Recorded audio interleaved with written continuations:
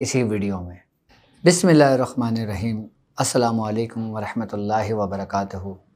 میں اپنے تمام نئے معزز آنے والے ممبران کو اپنے گھر میں یعنی اپنے یوٹیوب چینل پر خوش آمدید کہتا ہوں اور امید کرتا ہوں کہ آپ تمام لوگ خیریت سے ہوں گے۔ اور الحمدللہ مجھے اس بات پہ خوشی ہے کہ میرے محبت کرنے والے دنیا بھر میں موجود ہیں۔ میں تمام اپنی محبت کرنے والوں کو شکریہ ادا کرتا ہوں، خاص کر ان لوگوں کا کہ جن لوگوں نے مجھے پارسل بھیجے، میرے لیے گفٹ بھیجے، اور ان کا بہت بہت شکریہ۔ آپ لوگوں کی محبتوں کا، آپ لوگوں کی عقیدت کا اور آپ لوگوں کے تحفے تحائف بھیجنے کا مجھے مل چکے ہیں۔ اللہ رب العزت آپ کی رزق میں، آل میں، اولاد میں بہت زیادہ برکت عطا فرمائے۔ اور آج ہم بات کریں گے قبرستان کے متعلق کہ وہ کون سے اعمال ہوتے ہیں جو قبرستان میں کیے جاتے ہیں۔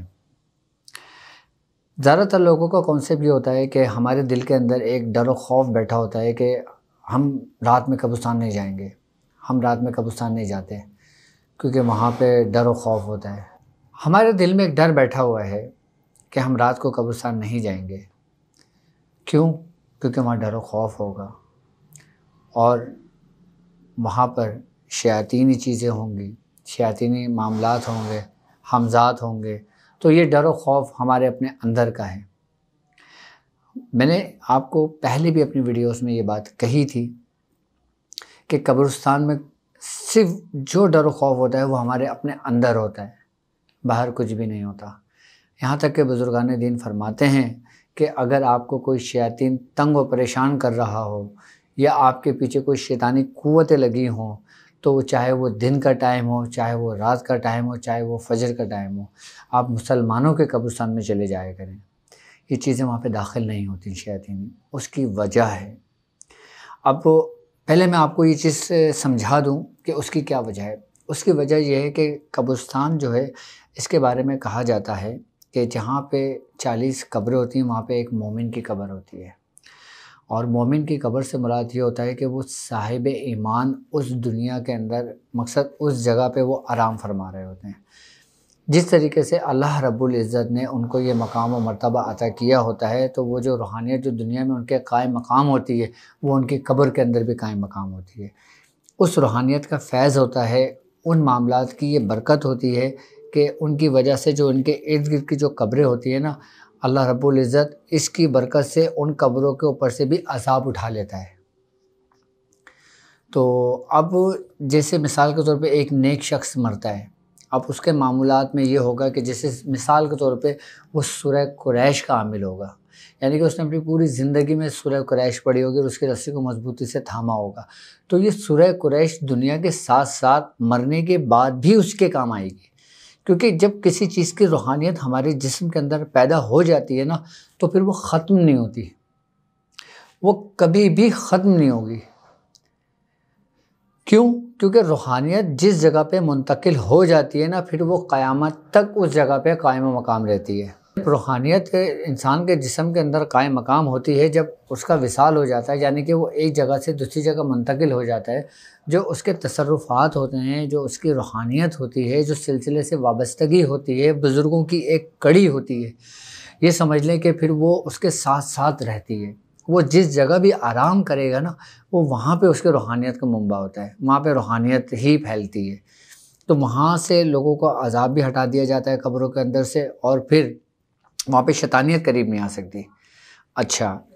اب لوگ کہتے ہیں کہ قبرستان کے اندر اب جیسے کوئی بدکار شخص مرتا ہے، کوئی گناہ گار شخص مرتا ہے،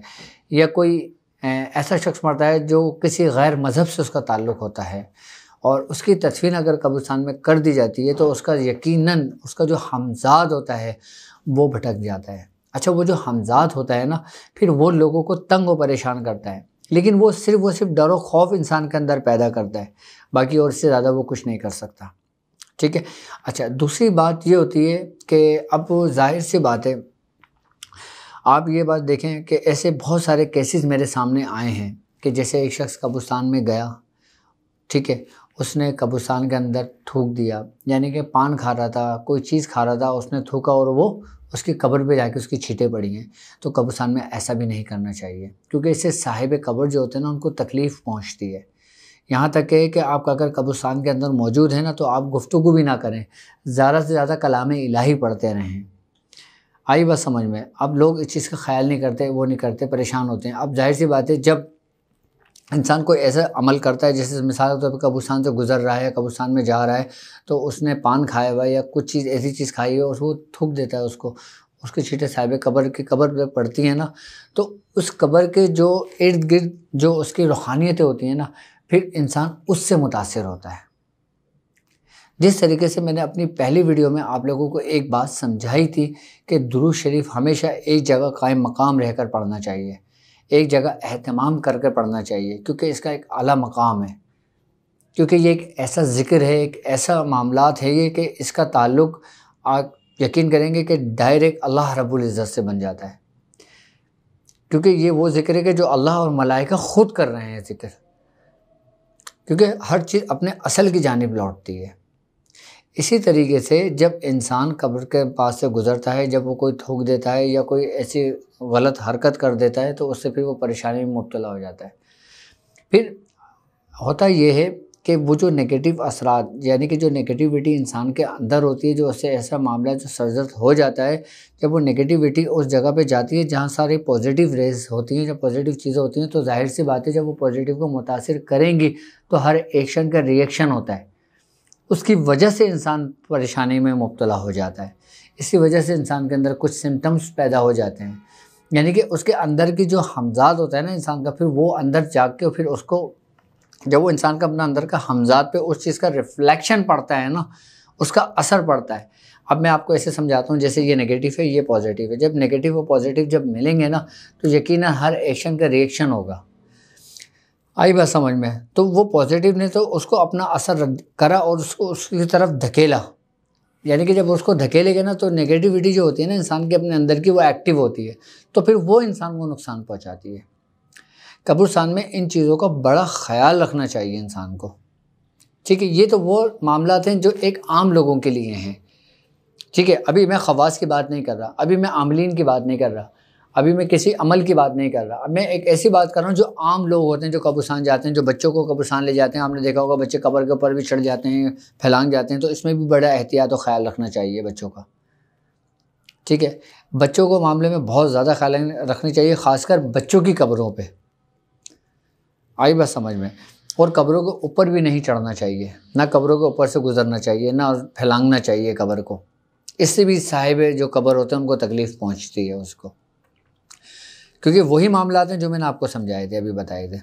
اچھا، اب ہم بات یہ تو سمجھ میں آ گئی ہوگی آپ کے کہ جو ہمارے اندر کا جو خوف ہے نا وہ کیوں ہے ہمارے اندر، اور ہمارے اندر خوف مسلط کیوں پیدا ہوتا ہے، اس کی وجہ میں نے آپ کو بتا دی ہے کہ اس